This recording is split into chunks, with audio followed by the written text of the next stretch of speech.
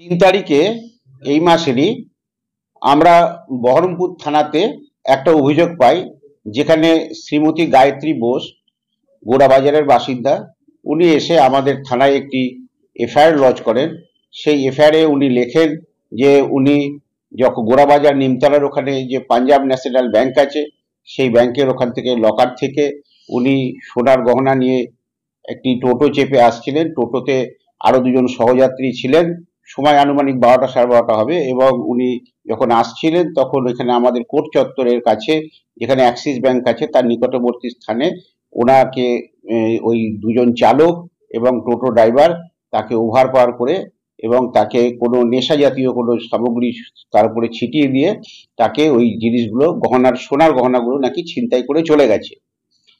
এরপরে আমরা সেই ঘটনা একটা এফআইআর নথিভুক্ত করি। এফআইআর নথিভুক্ত করার পরে আমরা তদন্ত করি।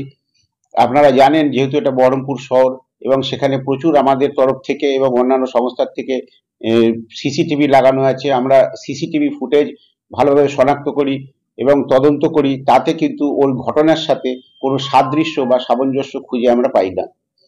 যখন বহু কষ্টে আমরা ওই টোটো ড্রাইভারকে আমরা শনাক্ত করতে পারি, সেই টোটো ড্রাইভারকে আমরা যখন জিজ্ঞাসাবাদ করি তখন জানা যায় যে এই ধরনের কোনো ঘটনাই ঘটেনি।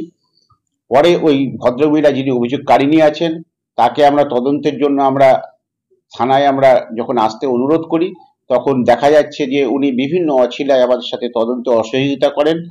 তারপরে আমরা নিজেরাই তার বাড়িতে আমরা যাই এবং আমরা তদন্তে নামি, এবং তারপরে উনি আবার আমাদের বহরমপুর থানায় আসতে বাধ্য হন।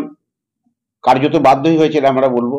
তখন আমরা জিজ্ঞাসাবাদ করার পরে তখন উনি কিন্তু এই জিজ্ঞাসাবাদের মুখে ভেঙে পড়েন এবং ঘটনাটি উনি সত্যতা যেটা স্বীকার করেন। উনি পরিষ্কারভাবে আমাদের কাছে জানান যে এই পুরো গহনা, যেটার আজকের আনুমানিক মূল্য প্রায় 1 কোটি টাকার কাছাকাছি হবে, সেটা ওনার মায়ের গহনা, এবং ওনার যারা অন্যান্য ভাই যারা আছেন তাদের যাতে ভাগ না দিতে হয় সেই উদ্দেশ্যে সমস্ত গহনা উনি একাই আত্মসাৎ করার উদ্দেশ্যে, সেটা একটা মিথ্যা গল্প ফেঁদে পুলিশের কাছে এই ধরনের একটা ছিনতাইয়ের একটা অভিযোগ উনি দায়ের করেছেন।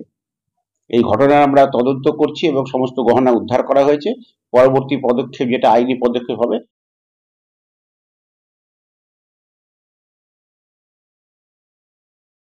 সেটা আমরা গ্রহণ করব।